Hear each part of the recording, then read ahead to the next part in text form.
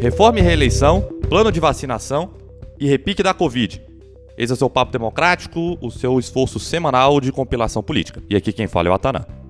E aí, pessoal, aqui é o Carlos e eu tô ficando muito careca porque eu ainda acredito nesse país. Eu não acredito e sou careca. É verdade, é verdade.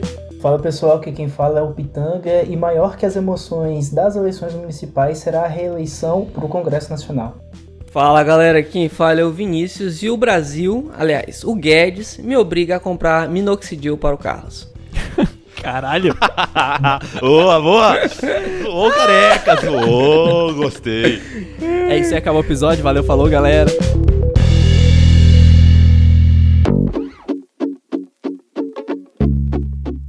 Bem, pessoal, hoje a gente começa pela pauta do Legislativo, porque ela, na verdade, conversou com outras coisas ao longo da semana, né? Primeiro, a gente tem que lembrar para vocês que está acontecendo um julgamento no STF sobre a possibilidade de reeleição dos presidentes da Câmara e do Senado, né? O Davi Alcolumbre no Senado e o Rodrigo Maia na Câmara. E por que isso é super importante? Porque vocês lembram como as reformas ficaram paradas durante 2 meses esperando as eleições? Agora elas estão paradas esperando essa resolução, porque as eleições são em fevereiro e as articulações dentro da Câmara estão acontecendo já há algum tempo. Inclusive a gente já escutou de parlamentares que eles nunca viram uma reeleição começar tão cedo, né? Todo esse processo, assim. Isso conversa diretamente com um tema que a gente vem abordando há séculos, vocês não me aguentam mais falar sobre isso, que é a reforma tributária. Reforma tributária que apareceu como meio que uma moeda de troca no meio desse debate aí, e essa semana algumas coisas aconteceram que eu vou querer os comentários precisos dos meus amigos aqui do Papo Democrático para avaliarem. A gente teve uma série de acontecimentos ao longo da semana. Na segunda-feira, o Maia disse que tinha votos para aprovar a reforma tributária sem apoio do governo, tinha 320 votos. Aí ao longo da semana, o governo virou e falou: ah é? Não, pô, é uma prioridade pra gente também. A gente tá só aguardando o relatório do deputado Aguinaldo Ribeiro pra, né, se pronunciar. E ao longo da semana as coisas foram marcadas por esse tipo de fala, até que na sexta-feira o líder do governo, né, o deputado Ricardo Barros, falou em um evento sobre as prioridades do governo, comentou sobre a reforma tributária assim por alto, disse que, poxa, veja bem, é uma das prioridades, né, mas assim, ainda é algo aí a negociar, ainda precisa de um acordo para passar. Então assim, eu quero saber do Atanã e do Vini e do Pitanga, o que vocês acham? Vocês acham que as 2 semanas do Congresso chegaram? Carlos, assim, teu relato sobre a fala do Ricardo Barros só me causa espanto sobre a calma do governo, né? E o conforto de alguma forma ter um ano marcado, né? 2020 marcado por um ano com um cenário cambaleante, né? De pandemia, né? Também com outras polêmicas envolvendo filho e tudo mais. E não terem conseguido emplacar uma reforma. E assim, me espanta essa calma do Ricardo Barros de falar, puta, beleza, vamos das prioridades, mas pode talvez não ser uma prioridade, pode deixar pro ano que vem. Então assim, você vê esse esforço do mais de deixar esse legado, mas o governo sente que talvez não é tão necessário ter essa urgência, assim, né? Agora eu acho essa prioridade que não é Vini... prioridade, né? Mas isso, cara, isso resume.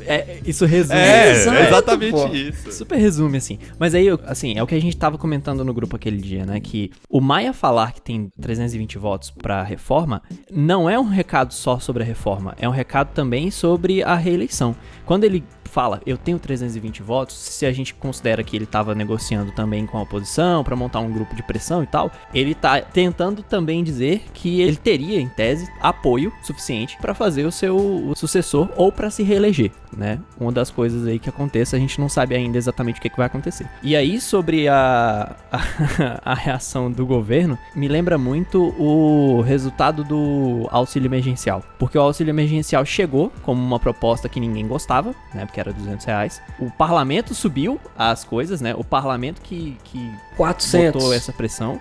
400 e tal, 600. Aí, o governo chegou, falou, não, tá bom, eu aceito. Vou dar o aval aqui, bota pra 600 ali, pronto. E aí, então, o que o governo fez? Não teve um desgaste tão grande de ficar negociando... Assim, guardadas as devidas proporções, né? Porque, assim, o auxílio não era uma pauta antipopular. Reforma tributária é. Então, assim, fazendo isso, ele não tem o desgaste forte que ele teria de mandar um texto ruim, que ninguém goste e vai apanhar de todos os setores. Ele joga essa bomba no colo do relator, que já tá com ela mesmo. Ele dá um revés no Maia, né? Porque Porque o Maia virou e falou assim, eu tenho 380 votos, vocês vão querer aprovar? Se o governo quiser aprovar, a gente tem mais voto ainda. E aí o governo vira e fala assim, quero muito aprovar, me mostra aí teu texto.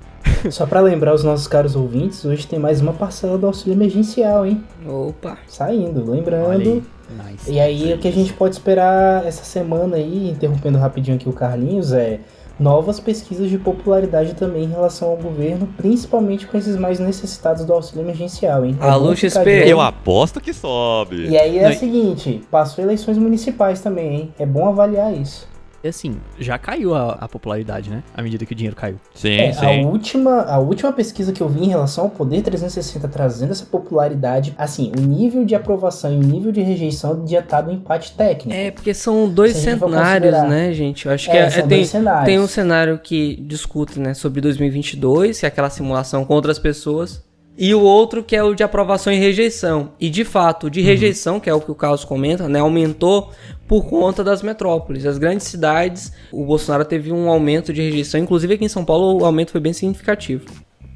Levando em conta tudo que o Carlos falou e também os comentários do Vini e do Pitanga, primeiro ponto, né? Eu acho que o governo tem que conseguir gerenciar melhor esses ruídos das pautas que ele tem interesse de aprovar, primeiramente com a população, né? Então, você não ter ruído com a população já é o primeiro passo para você tentar pensar em alguma coisa no Congresso, já que se você tem um apoio popular, um apelo popular para aquela pauta ser aprovada, talvez os parlamentares cheguem a aprovar alguma coisa. Eu acho muito difícil a gente sair com a tributária ainda nesse ano. Quem sabe algum outro... Renda cidadã.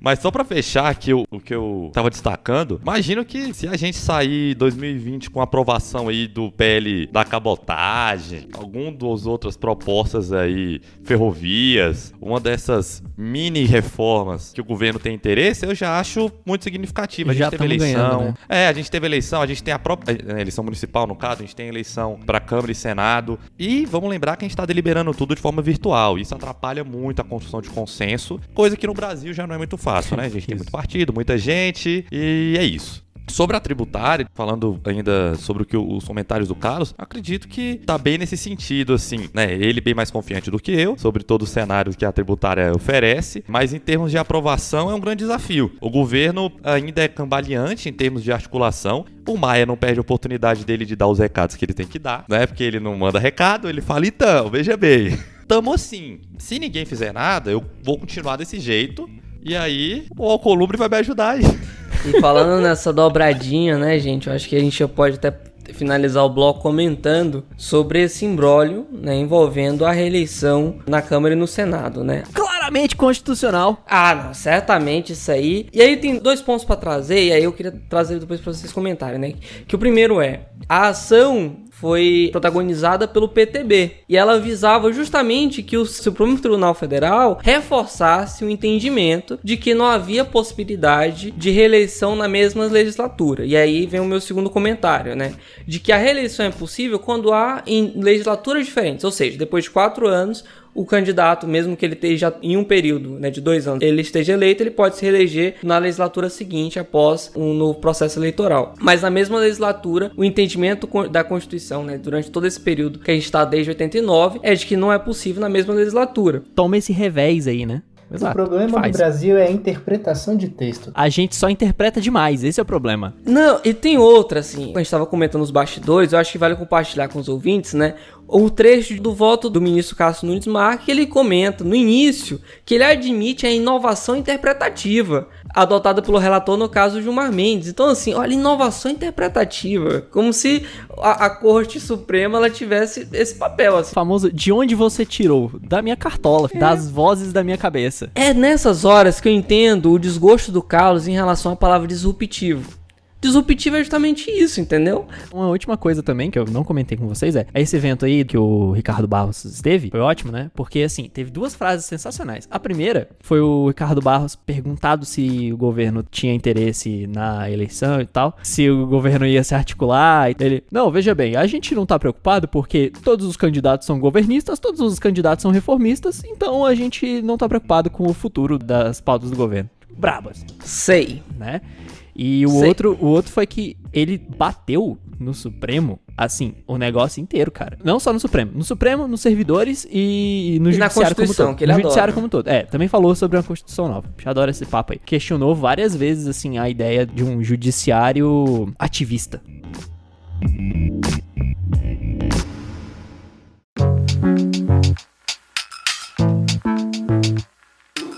Sobre as aprovações dessa semana do Poder Legislativo, vale destacar a aprovação tanto na Câmara quanto no Senado da MP 994, que abre o crédito extraordinário para o Ministério da Saúde direcionado para a compra das vacinas. É aquela aprovação, né, de um dinheiro que já foi gasto, então é como se você pegasse o cartão de crédito da sua mãe, fizesse a compra e no dia da fatura falou: ih, mas aconteceu aí um imprevisto, né, caí no cartão da senhora, infelizmente sabia o código de segurança e fiz uma compra. Gastei.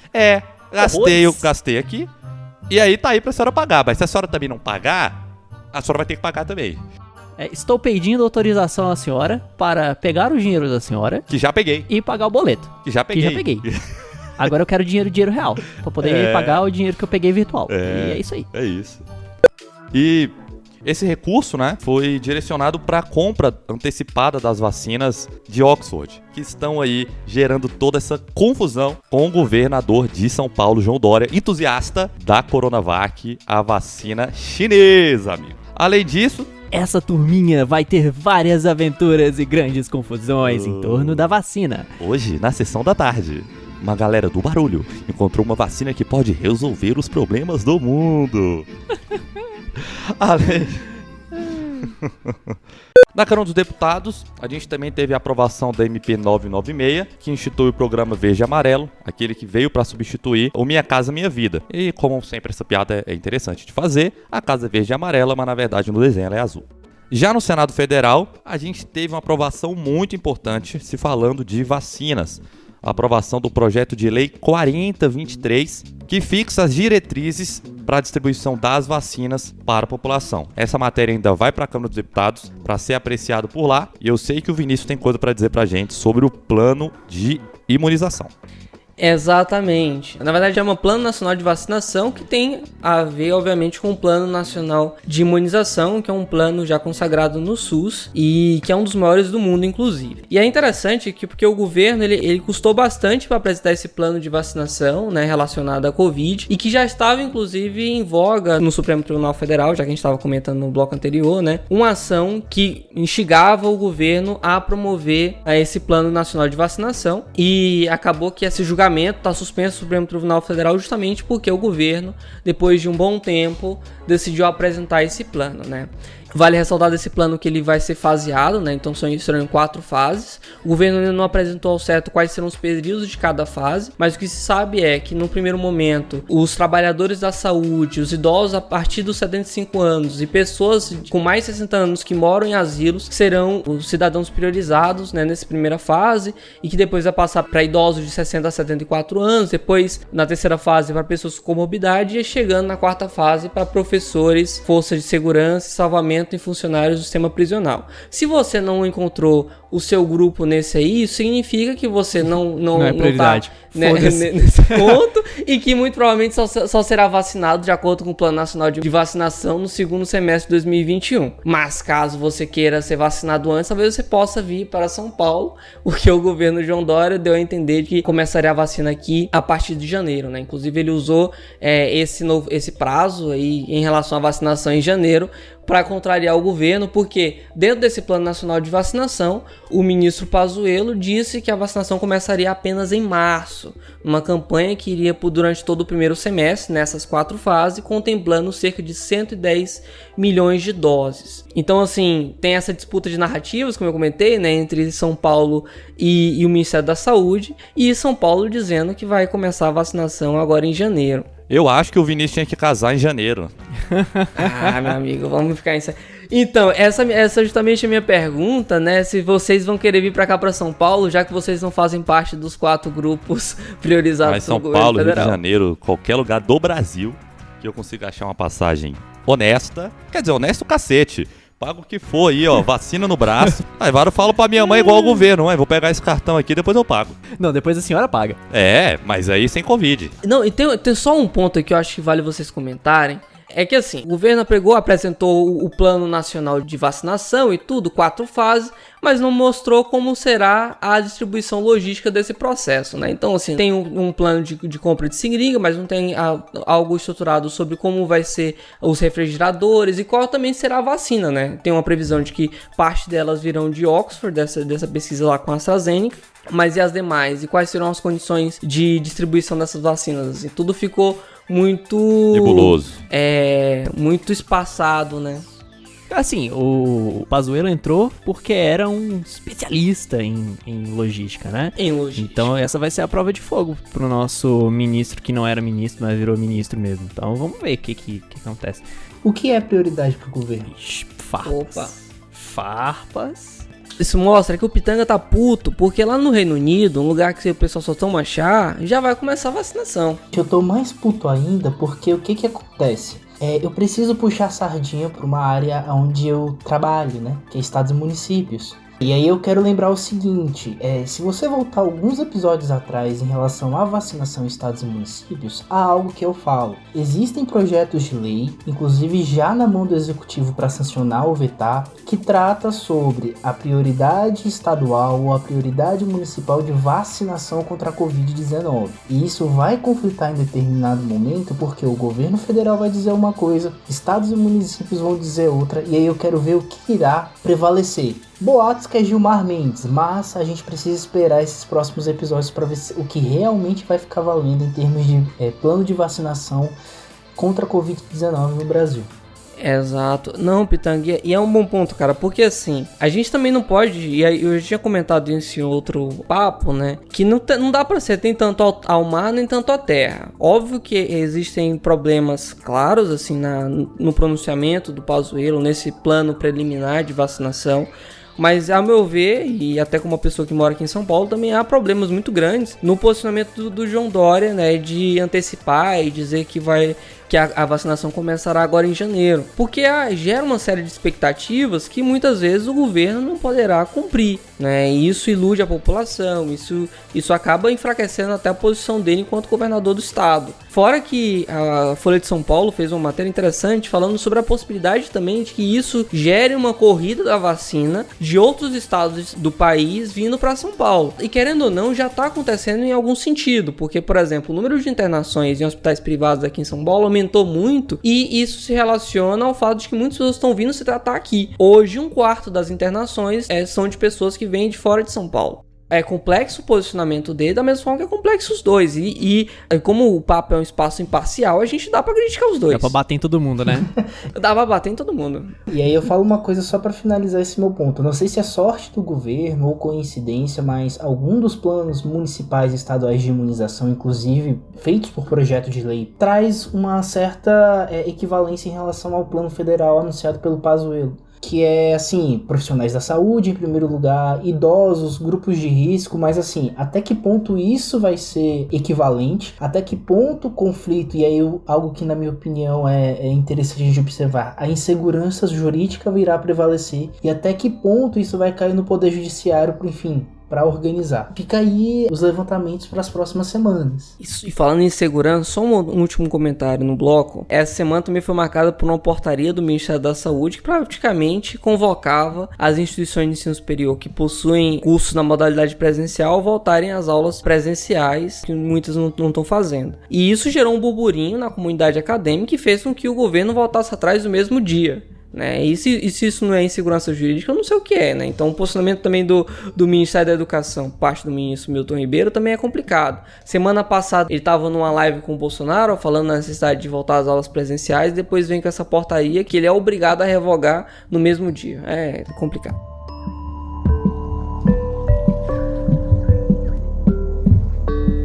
Olá, ouvinte do Papo Democrático. Então, isso é uma nota do editor vindo do futuro, só para te dizer que o áudio do Pitanga, daqui a pouquinho, sem terminar essa nota, você vai perceber que ele tá com um barulho no fundo. E aí, vocês me perguntam, oh meu Deus, o que aconteceu, Carlos? Então, a chuva aconteceu. E assim, tem coisas na vida que não tem como você alterar, você só aceita. O barulho de chuva nesse dia e os raios e trovões é um deles. Eu só aceitei que não tem como, nesse momento, retirar eles sem zoar a voz do nosso querido integrante. Então, o que vocês vão escutar a partir de agora, né, pra deixar aqui o clima todo igual, é barulho de chuva. Tá escutando? Olha só, sinta-se num ambiente chuvoso, vai ser top. É isso, obrigado.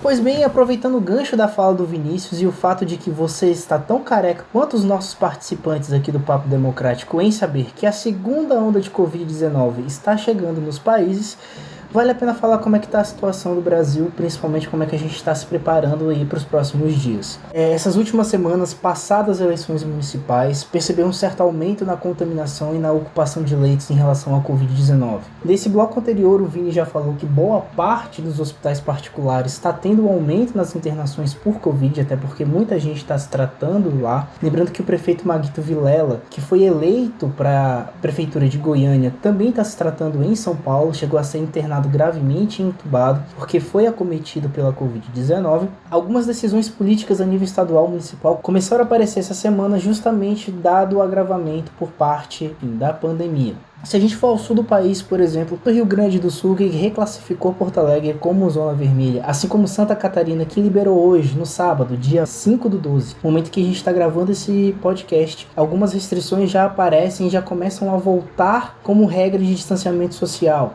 Primeiramente, toque de recolher em Santa Catarina. Em Curitiba, alguns bares e restaurantes vão ter que funcionar por meio de delivery, fora que também academias terão que fechar durante um certo período. Se a gente for no Sudeste, como o Vini falou, São Paulo voltou à zona amarela, né, do Plano de São Paulo, que traz algumas poucas restrições de funcionamento de algumas atividades econômicas. E no Rio de Janeiro, a gente teve algumas coletivas falando da possibilidade de abertura de novos leitos, uma vez que essa semana Rio de Janeiro também demonstrou uma taxa de ocupação de leitos de 93%. Aqui no Centro-Oeste, Ibanez Rocha já mostrou uma certa preocupação e os bares e restaurantes vão ter que fechar às 23 horas, não vão poder funcionar até mais tarde, vamos dizer assim. Fora que até mesmo o secretário de Saúde do Distrito Federal, Osnei Okumoto, acabou falando que, dependendo da situação, ele não vai estar em recomendar fechar bares, restaurantes ou até mesmo algumas outras atividades que podem esperar um pouquinho essa onda, como a gente falou agora aqui no começo, essa segunda onda passar. Então o que vale lembrar e o que vale você ouvinte ficar de olho é, primeiro, observe quais são os números apresentados, seja por meio de telejornais, seja por meio de comunicados do governo. Esses números vão auxiliar você em embasar e também o governo sobre o que está acontecendo. E segundo, respeite as regras de distanciamento social. O Papo sempre lembra que a pandemia não acabou e o Átila Amarino não deixou a gente sair de casa. E ainda falando sobre eleições, lembrando que o primeiro turno em Macapá vai acontecer nesse domingo, dia 6 de dezembro. Macapá, infelizmente, sofreu uma crise energética em quase todo o estado, apenas poucos municípios tiveram energia e não sofreram tanto com a... Eita porra, olha o raio. Ei, caralho. Então, pra gente não perder aquele velho ritmo, Papo Democrático, eleições e o giro do papo, a última pesquisa Ibope mostra que Josiel Alcolumbre, irmão do Davi Alcolumbre, presidente do Senado Federal, lidera as intenções de votos válidos com 28%, sendo logo seguido por Dr. Fulano do Cidadania com 14% e Patrícia Ferraz do Podemos com 13%. Então a gente não tem uma diferenciação muito das outras capitais, onde a briga na verdade não se dará em quem será eleito, mas sim quem irá para o segundo turno com aquele que está em primeiro colocado nas intenções de voto.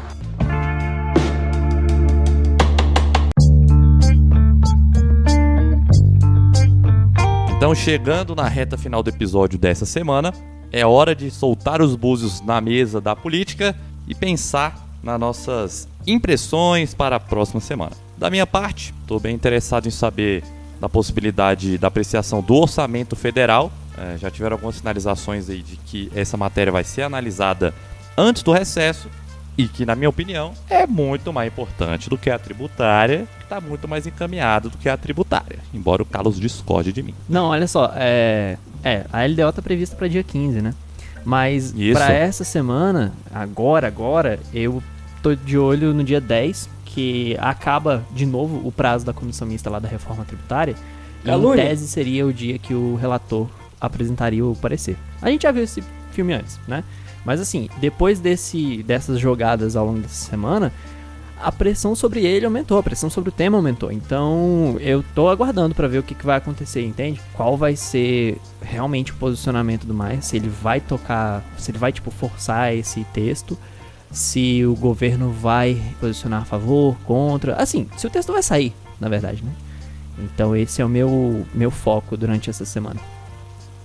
Pois bem, da minha parte, essa semana eu vou ter uma mini férias aí, um descansozinho, mas eu não vou tirar o olho, primeiramente, de Macapá, onde é que nós teremos a eleição municipal, provavelmente teremos um segundo turno também. Também ficar de olho como os estados irão se comportar daqui pra frente, até porque há muitos ensaios, há muitos burburinhos sobre se o que irá fechar, o que não irá fechar. Então é importante a gente ficar de olho para ver se voltaremos a um estágio da pandemia, como no começo do ano, com bastante restrição e pouco consentimento. Bom, da minha parte eu vou... Meu radar é para ver como é que vai ficar a decisão do STF em relação à possibilidade de reeleição na Câmara e no Senado. E pelo visto já está bem encaminhado pelo voto favorável, né, de que haja essa possibilidade tanto para o Maia quanto para o Alcolumbre.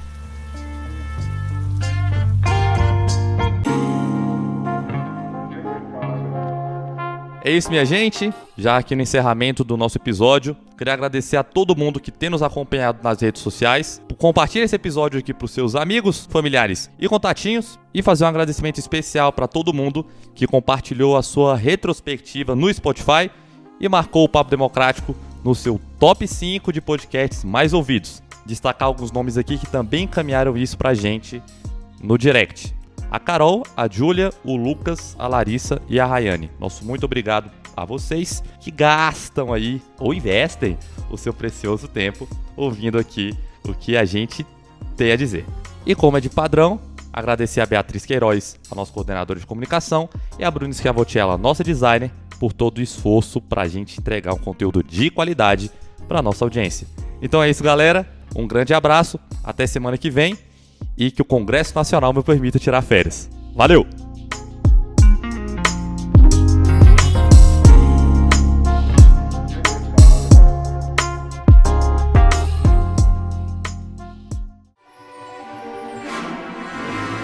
Será que a gente vai entrar na lista dos detratores do governo? O Atanã já tá. Aí fazia um sorteio. Aí o que acontece no sorteio? Pá! Gilmar Mendes. Caiu no Gilmar Mendes. Ai, saudades quando os sorteios da Liga dos Campeões era igual do Supremo Tribunal Federal. Ai, saudades. E ficar de olho também na Gaviões da Fiel, né, amigo? Imagina, ser vacinado na Gaviões da Fiel. Você pega anticorpo, você só não ganha título. Machucou. Olha a pedra.